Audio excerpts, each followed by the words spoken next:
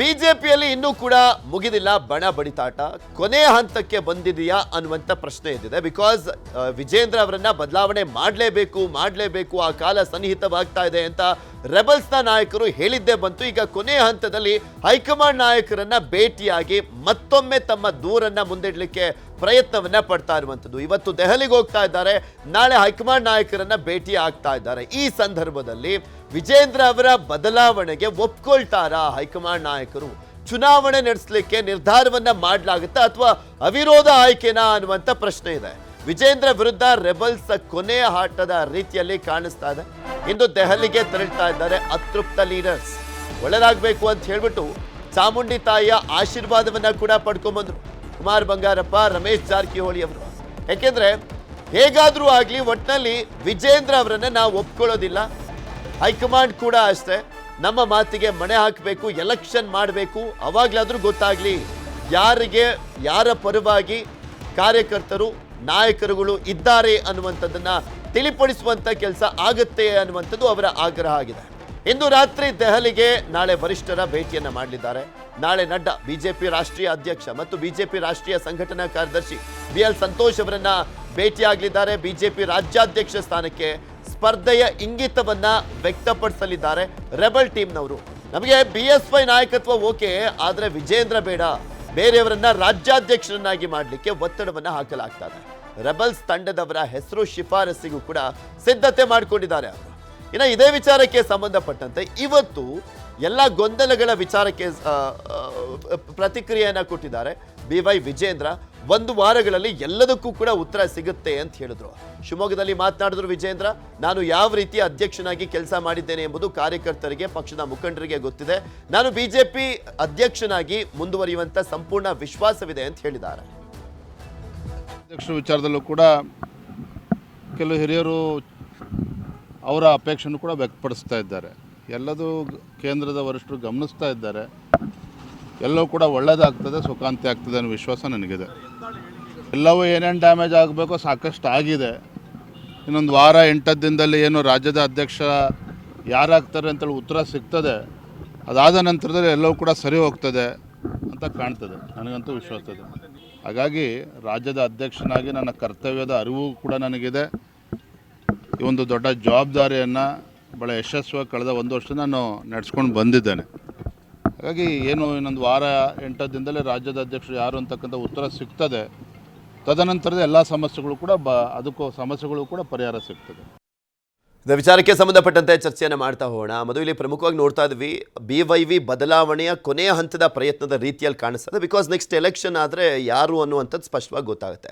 ಆದರೆ ಒಂದು ಸೂಚನೆಯನ್ನಂತೂ ಹೈಕಮಾಂಡ್ ಕೊಟ್ಟಿದೆ. ಬಿಕಾಸ್ 23 ಜಿಲ್ಲಾಧ್ಯಕ್ಷರುಗಳನ್ನು BYV ಏನು ಪಟ್ಟಿ ಕೊಟ್ಟಿದ್ರು ಅದಕ್ಕೆ ಗ್ರೀನ್ ಸಿಗ್ನಲ್ ಕೊಡುವ ಮುಖಾಂತರ ಅವರೇ ಕಂಟಿನ್ಯೂ ಆಗುವಂಥ ಎಲ್ಲ ಚಾನ್ಸಸ್ ಇದೆ ಅನ್ನುವಂಥ ಸ್ಪಷ್ಟ ಸಂದೇಶ. ಹಾಗನ್ಬಿಟ್ಟು ಹೈವೇನಲ್ಲೇ ಹೋಗ್ಲಿಕ್ಕೆ ಬಿಡೋದಿಲ್ಲ. ಸೊ ಏನಾದರೂ ಒಂದು ಬದಲಾವಣೆ ಹಾಗೆ ಇವರು ಅಸಮಾಧಾನವನ್ನು ಹಂಗೆ ಕಂಟಿನ್ಯೂ ಮಾಡಲಿಕ್ಕೂ ಕೂಡ ಆಗೋದಿಲ್ಲ. ಇವರನ್ನು ಸಮಾಧಾನ ಪಡಿಸುವಂತ ನಿಟ್ಟಿನಲ್ಲಿ ಏನು ಮಾಡ್ಬೋದು ಅಂತ. ಪೃಥ್ವಿ, ಹೆಸರಿಗೆ ಇದು ಎಲೆಕ್ಷನ್, ಬಹುತೇಕ ಇದು ಮತ್ತೊಮ್ಮೆ ಸೆಲೆಕ್ಷನ್ ಆಗ್ತಾ ಇದೆ. ಸೊ ಇದರಲ್ಲಿ ಆಂತರಿಕ ಪ್ರಜಾಪ್ರಭುತ್ವವನ್ನು ಪಾಲನೆ ಮಾಡಿಲ್ಲ. ಬಹುತೇಕ ಶಾಸಕರು, ಮಾಜಿ ಶಾಸಕರ ಅಸಮಾಧಾನ, ಆಕ್ಷೇಪ, ಅಪಸ್ವರಗಳಿದೆ ವಿಜೇಂದ್ರ ಅವರ ವಿರುದ್ಧ. ಮತ್ತೆ ಯಾಕಾಗಿ ವಿಜೇಂದ್ರ ಅವರನ್ನು ಮರುಪ್ರತಿಷ್ಠಾಪನೆಯನ್ನು ಮಾಡಬೇಕು ಅನ್ನುವಂಥದ್ದು ಏನು ವಿರೋಧಿ ಬಣದ ಒಂದು ಬಿಗಿಯಾದ ಪಟ್ಟು. ಯಾಕಂದರೆ ಇವರು ಪ್ರತಿಷ್ಠಾಪಿತ ನಾಯಕ, ಜನರ ನಡುವೆ ಬೆಳೆದು ಬಂದಂಥ ನಾಯಕ ಅಲ್ಲ. ಇವರಿಗೆ ಇನ್ಹೆರಿಟೆನ್ಸ್ ಅಂತದ್ದು ಏನಿದೆ, ಇವರು BSY ಅವರ ವರ್ಚಸ್ಸು ಅವರ ಒಂದು ನಾಮಬಲದಿಂದ ಬಂದಿದ್ದಾರೆ ಹೊರತು ಸಂಘಟನೆಯಲ್ಲಿ ಅಥವಾ ಪಕ್ಷಕ್ಕೆ ಕೊಡುಗೆ ಕೊಟ್ಟಿರೋದ್ರಲ್ಲಿ ಇವರು ಏನಾದರೂ ಅಷ್ಟು ದಶಕಗಳ ಅನುಭವ ಇದೆಯಾ ಅಥವಾ ದಶಕಗಳ ಶ್ರಮ ಇದೆಯಾ ಅನ್ನುವಂಥ ಒಂದು ಸಹಜವಾದಂಥ ಪ್ರಶ್ನೆಯೇ ಎತ್ತುತ್ತಾ ಇದ್ದಾರೆ. ಯಾಕಂದರೆ ತುಂಬ ಹಿರಿಯರು ಇರೋದ್ರಿಂದ. ವೆರ್ಯಾಸ್ ನಿಮಗೆ ರಾಜ್ಯ BJP ಅನ್ನಂತ ಬಂದಂಥ ಸಂದರ್ಭದಲ್ಲಿ ಇದುವರೆಗೆ ಅಂದರೆ ಕಳೆದ ಒಂದು 10 ವರ್ಷದಲ್ಲಿ ಮೋದಿ ನಾಮಬಲ, ಹೆಸರು, ವರ್ಚಸ್ಸು ಇಲ್ಲದ ಹೊರತು ಬಹುತೇಕ 99% ಅನಂತಕುಮಾರ್ ಅಂತ ದೊಡ್ಡ ನಾಯಕರುಗಳಿದ್ದರು, ಸಂಘಟನಾ ಚತುರರು, ಬೇರೆ ಬೇರೆ ಸಮುದಾಯದ ನಾಯಕರುಗಳು ಎಲ್ಲರೂ ಇದ್ದರೂ ಕೂಡ ಯಡಿಯೂರಪ್ಪ ಅನ್ನುವಂಥದ್ದು ಒಂದು ಅತಿ ದೊಡ್ಡ ಶಕ್ತಿ ಆಗಿತ್ತು. ಅದೇ ಶಕ್ತಿ ಬಲಹೀನತೆಯೂ ಕೂಡ ಆಗಬಂತು ಕಳೆದ 2-2.5 ದಶಕಗಳಿಂದ. ಅದೇ ಕಾರಣಕ್ಕೆ ಮತ್ತೊಮ್ಮೆ ವಿಜೇಂದ್ರ ಅವರು ಅಂಥದ್ದೇ ಒಂದು ಸ್ಥಾನದಲ್ಲಿ ಆಯಕಟ್ಟಲ್ಲಿ ಕೂರಬಾರ್ದು, ಅತಿ ದೊಡ್ಡ ಹೊರೆಯಾಗುತ್ತೆ, ಇದು ಬಲವೂ ಹೌದು ಬಲಹೀನತೆ ಹೌದು ಅನ್ನೋ ಕಾರಣಕ್ಕೆ ಒಂದಷ್ಟು ಮೂಗುದಾರಗಳನ್ನು ಹಾಕ್ತಾ ಇರುವಂಥದ್ದು. ವೆರಾಸ್ ನಿಮಗೆ ಯಡಿಯೂರಪ್ಪ ಅಂತ ಒಂದು ಫ್ಯಾಕ್ಟರ್ ಬಂದಂಥ ಸಂದರ್ಭದಲ್ಲಿ 30-35% ಏನು ವೋಟ್ ಶೇರ್ ಬರ್ತಾ ಇತ್ತು. ಆ 35 ವೋಟ್ ಶೇರ್ ಲೆಕ್ಕಾಚಾರವನ್ನು ನೋಡಿದಂಥ ಸಂದರ್ಭದಲ್ಲಿ ಬಹುತೇಕ 100+ ಆದಂಥ ಸಂದರ್ಭದಲ್ಲಿ ಯಡಿಯೂರಪ್ಪನವರ ವರ್ಚಸ್ಸು ಕಂಡೇ ಕಾಣುತ್ತೆ.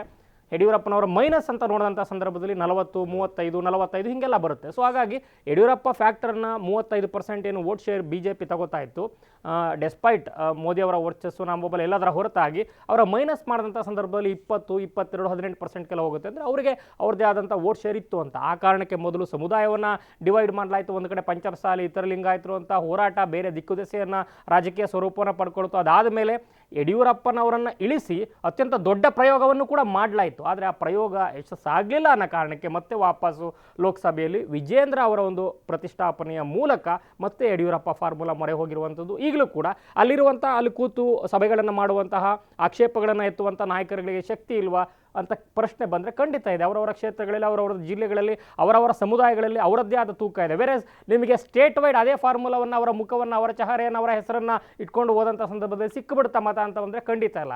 ಹಾಗಂತ ವಿಜೇಂದ್ರ ಅವರಿಗೆ ರಾಜ್ಯವ್ಯಾಪಿ ಅಷ್ಟೊಂದು ದೊಡ್ಡ ಶಕ್ತಿ ಇದೆಯಾ? ಇಡೀ ಯಡಿಯೂರಪ್ಪನವರ ಏನು ಅಷ್ಟೇ ಸಮತೋಲನದಲ್ಲಿ ಅವರ ಜಾಗದಲ್ಲಿ ಸರಿಸಮಾನವಾಗಿ ಪಕ್ಕದಲ್ಲಿಟ್ಟು ಇವರು ಕೂಡ ಏನು ವೇವ್ ಕ್ರಿಯೇಟ್ ಮಾಡಬಲ್ಲ ಅಂದರೆ ಖಂಡಿತ ಇಲ್ಲ. ಆದರೆ ಯಡಿಯೂರಪ್ಪ ಅನ್ನೋ ಒಂದು ಶಕ್ತಿ ಈಗಲೂ ಕೂಡ ಸಕ್ರಿಯವಾಗಿದೆ.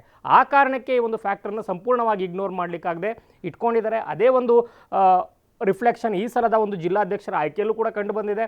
ಅದರ ಒಂದು ಟ್ರೇಲರ್ ರೀತಿ ಕಂಡಿದೆ.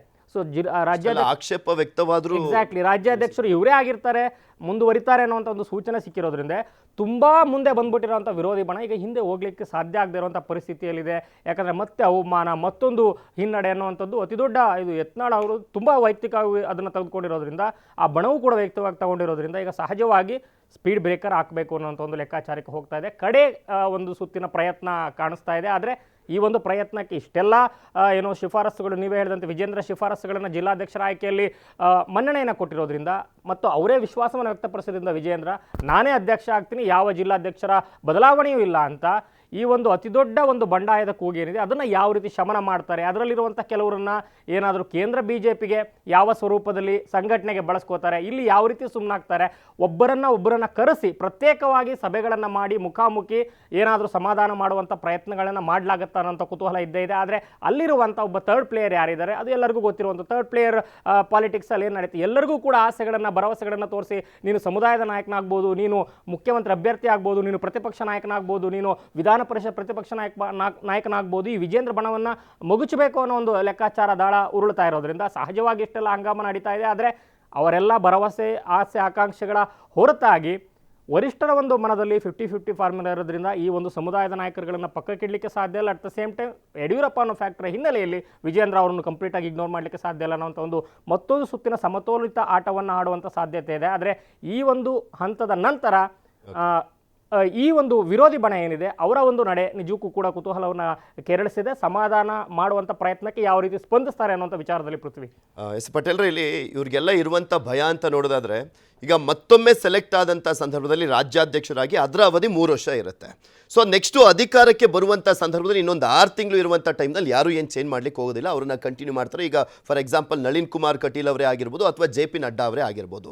ಸೊ ಹೀಗಾಗಿ ಮತ್ತೇನಾದರೂ ಅಧಿಕಾರಕ್ಕೆ ಬಂದಿದ್ದೇ ಆದರೆ ಪಕ್ಷ ಮುಂದಿನ ವಿಧಾನಸಭೆ ಎಲೆಕ್ಷನ್ ಸಂದರ್ಭದಲ್ಲಿ ಅವಾಗ ಕಂಪ್ಲೀಟಾಗಿ ಪಕ್ಷವನ್ನು ಕೂಡ ಕಬ್ಜಾ ಮಾಡ್ಕೊಂಡ್ಬಿಟ್ಟಿರ್ತಾರೆ ವಿಜೇಂದ್ರ ಅವರು.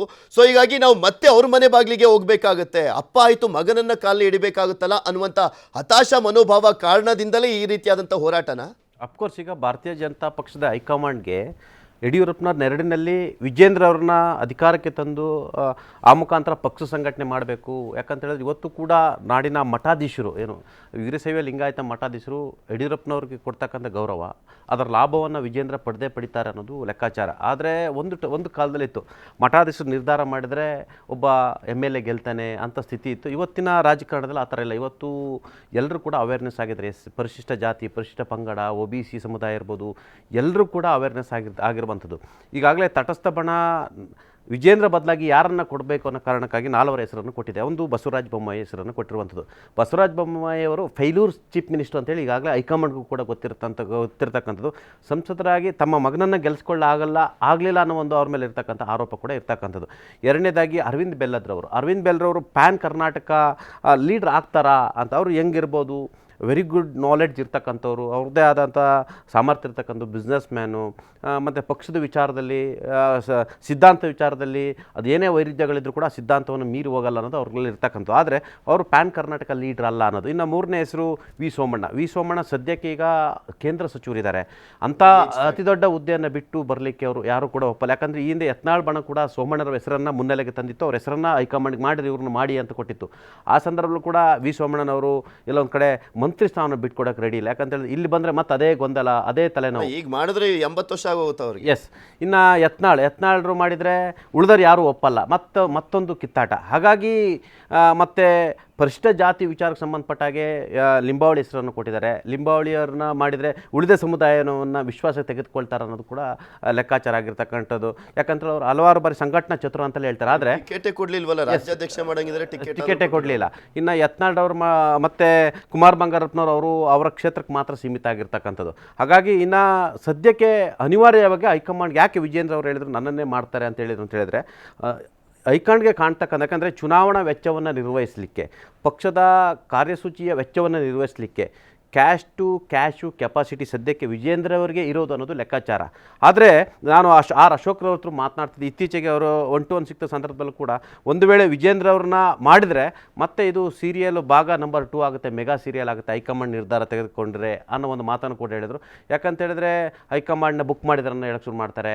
ಹಾಗಾಗಿ ಅಷ್ಟು ಸುಲಭ ಅಲ್ಲ, ಅಷ್ಟು ಸುಲಭ ಅಲ್ಲ. ಭಾಗ 2 ಆಗುತ್ತೆ, ಮತ್ತಷ್ಟು ಜಾಸ್ತಿ ಆಗುತ್ತೆ, ಇನ್ನು ಗುಂಪುಗಾರಿಕೆ ಆಗುತ್ತೆ. ಇದೆಲ್ಲ ಒಂದು ಕಡೆ ಪರೋಕ್ಷವಾಗಿ ಬೇರೆಯವ್ರಿಗೆ ಅನುಕೂಲ ಆಗುತ್ತೆ ಅನ್ನೋ ಮಾತನ್ನು ಕೂಡ ಹೇಳಿರುವಂಥದ್ದು. ಬಟ್ ವಿಜೇಂದ್ರ ಅವರು 2ನೇ ಬಾರಿ ಮಾಡಿದ್ಮೇಲೆ ಅವರು ಸ್ವಲ್ಪ ಬುದ್ಧಿವಂತರಾಗಬೇಕಾಗುತ್ತೆ. ತಮ್ಮ ಸುತ್ತ ಒಂದಷ್ಟು ಥಿಂಕ್ ಟ್ಯಾಂಕ್ ಅನ್ನು ಇಟ್ಕೋಬೇಕು, ಹಿರಿಯರನ್ನ ಇಟ್ಕೋಬೇಕು. ಜಾತಿವಾರ ಬದಲಾವಣೆ ಅಂದ್ರೆ ಹೈಕಮಾಂಡ್ ಮುಂದೆ ಇರುವಂತ ಆಪ್ಷನ್ಸ್ ಅದು ಅನ್ಸುತ್ತೆ. ವಿಜೇಂದ್ರ ಅವ್ರನ್ನ ಹೊರತುಪಡಿಸಿ ಪದಾಧಿಕಾರಿಗಳು ಅವ್ರ ಸುತ್ತ ಒಂದಷ್ಟು ಒಳ್ಳೆಯವರನ್ನಕ್ಕಿಂತಲೂ ಸ್ವಲ್ಪ ಹಿರಿಯರನ್ನ ಇಟ್ಕೋಬೇಕು, ಥಿಂಕ್ ಟ್ಯಾಂಕ್ ಅವ್ರನ್ನ ಇಟ್ಕೋಬೇಕು. ಸ್ವಲ್ಪ ಜಾತಿವಾರು, ಪ್ರಾದೇಶಿಕವಾರು, ಸಾಮಾಜಿಕವಾರು, ಕ್ಷೇತ್ರವಾರು ಒಬ್ಬರು ನಾಯಕರುಗಳನ್ನ ಇಟ್ಕೋಬೇಕು. ಅದು ಬಿಟ್ಟು ನೀವು ನಿನ್ನೆ ಮೊನ್ನೆ ಕಂಡುಬಿಟ್ಟವ್ರನ್ನೆಲ್ಲ ಸುತ್ತ ಇಟ್ಕೊಂಡ್ರೆ ಅವರು ನೀವು 6 ಸರಿ MLA ಆದವರಿಗೆ ಇನ್ಸ್ಟ್ರಕ್ಷನ್ ಕೊಡೋಕೆ ಹೋದ್ರೆ ಹಂಗೆ ಅನ್ಸುತ್ತೆ. ಇವನು 1 ಸರಿ MLA ಎಲೆಕ್ಷನ್ಗೆ ನಿಂತೆಲ್ಲ ಇವ್ರು ನಮಗೆ ಇನ್ಸ್ಟ್ರಕ್ಷನ್ ಕೊಡ್ತಾರೆ ಅಂತ ಬರುತ್ತೆ. ಎಲ್ಲ ಮನುಷ್ಯನಿಗೆ ಈಗೋ ಅನ್ನೋದು ಇರುತ್ತೆ. ಹಾಗಾಗಿ ಹೈಕಮಾಂಡ್ ನಿರ್ಧಾರ ಯಾವ ರೀತಿ ತೆಗೆದುಕೊಳ್ಳುತ್ತೆ. ಒಂದು ವೇಳೆ ಹೈಕಮಾಂಡಿಗೆ ವಿಜೇಂದ್ರ ಅವರು ಹೇಳೋ ಪ್ರಕಾರ ವಿಜೇಂದ್ರ ಅವ್ರನ್ನ ಮುಂದುವರಿಸಿದರೆ ಅಮಿತ್ ಶಾ ಅಥವಾ ಯಾರೇ ಹೇಳಿದ್ರು ಕೂಡ ಮತ್ತೆ ಇವರು ಅಟ್ಯಾಕ್ ಮಾಡೋದು ನಿಲ್ಲಿಸಲ್ಲ. ಅನಿವಾರ್ಯವಾಗಿ ಇವ್ರನ್ನ ಪಾರ್ಟಿಯಿಂದ ಉಚ್ಚಾಟನೆ ಮಾಡಿದ್ರೆ ಒಬ್ಬರನ್ನ 30 ಜನ 20 ಜನ 15 ಜನ ಅಂತ ಎಷ್ಟು ಜನ ಉಚ್ಚಾಟನೆ ಮಾಡಿದಷ್ಟು ಅದು ಪರೋಕ್ಷವಾಗಿ. ಈಗ ಸದ್ಯಕ್ಕೆ ಈ ಬೆಳವಣಿಗೆ ಇದೆಯಲ್ಲ, ನಿಮಗೆ ಆಡಳಿತ ಪಕ್ಷವನ್ನು ಕ್ರಿಯಾತ್ಮಕವಾಗಿ, ರಚನಾತ್ಮಕವಾಗಿ, ರಾಜಕೀಯವಾಗಿ ಹೋರಾಟ ಮಾಡಿ ಅವರ ಭ್ರಷ್ಟಾಚಾರವನ್ನು ಮತ್ತು ಆಡಳಿತ ಪಕ್ಷದ ಕಾರ್ಯವೈಖರಿಯನ್ನು, ಆಡಳಿತ ಪಕ್ಷದ ನಿರ್ಲಕ್ಷ್ಯಗಳನ್ನು, ಆಡಳಿತ ಪಕ್ಷದ ವಿರುದ್ಧ ಹೋರಾಟವನ್ನು ಮಾಡಬೇಕಾದಂಥ ಭಾರತೀಯ ಜನತಾ ಪಕ್ಷ ತಮ್ಮೊಳಗೆ ಆಂತರಿಕ ಬೇಗುದಿಯಿಂದ ಬೆಂದು ಅವರವರೇ ಹೋರಾಟ ಮಾಡೋ ಸ್ಥಿತಿ ಇದು ಬಂದಿರತಕ್ಕಂಥ. ಅದಕ್ಕೆಲ್ಲ ಉತ್ತರ ಅಂದ್ರೆ ಎಲೆಕ್ಷನ್ ಮಾಡಿಬಿಟ್ಟು ಯಾರ್ಯಾರ ಶಕ್ತಿ ಅಂತ ತೋರಿಸ್ಬಿಟ್ಟು ಅವಾಗ್ಲೂ ಪ್ರೂವ್ ಮಾಡ್ಕೊಂಬೋದು. ನಿಮಗೆ ಎಲೆಕ್ಷನ್ ಎಲ್ಲೂ ಮಾಡಿಲ್ಲ. ಆಂತರಿಕವಾಗಿ ನಾವು ಚುನಾವಣೆ ಮಾಡ್ತೀವಿ ಅಂತ ಹೇಳ್ತಾರೆ. ಆಂತರಿಕ ಅಂತ ಹೇಳಿದ್ರೆ ಅಭಿಪ್ರಾಯನ ಸಂಗ್ರಹ ಮಾಡೋದು. ಅಭಿಪ್ರಾಯ ಹೈಕಮಾಂಡ್ ಸಂಗ್ರಹ ಮಾಡಿದ್ದು ಯಾರು ಏನು ಅಂತ ಹೇಳ್ತಾರಾ? ಇಲ್ಲ. ಅಲ್ಟಿಮೇಟ್ ಅವ್ರ ಡಿಸಿಷನ್. ಬಹುತೇಕ ಅತಿ ದೊಡ್ಡ ಆತಂಕ ಅಂತಂದ್ರೆ ಇವರ ಈ ಒಂದು ಕಿತ್ತಾಟದ ಕ್ಯಾಂಪೇನ್ ಇಂದಾಗಿ ಮುಂದಿನ ವಿಧಾನಸಭಾ ಚುನಾವಣೆಗೆ ಕಾಂಗ್ರೆಸ್ ಪರವಾಗಿ ಕ್ಯಾಂಪೇನ್ ಮಾಡ್ತಿರಂಗಿದೆ ಎಲ್ಲಾ ಬಿಜೆಪಿಯ ನಾಯಕರಿಗೂ. ಬಿಜೆಪಿ ಪರವಾಗಲ್ಲ ಅನ್ನೋ ರಾಜ್ಯಾಧ್ಯಕ್ಷರನ್ನೇ ಭ್ರಷ್ಟ ಅಂತ ಬಿಂಬಿಸ್ತಾರೆ. ಆಡಳಿತ ಪಕ್ಷದ ವಿರುದ್ಧ ಹೋರಾಟ ಮಾಡಬೇಕಾದ ಬಿಜೆಪಿ ತನ್ನೊಳಗೆ ತಾನು ಹೋರಾಟ ಮಾಡೋ ಮುಖಾಂತರ ಈ ರಾಜ್ಯದ ಜನರ ಋಣವನ್ನ ಅವರು ತೀರಿಸ್ತಿಲ್ಲ.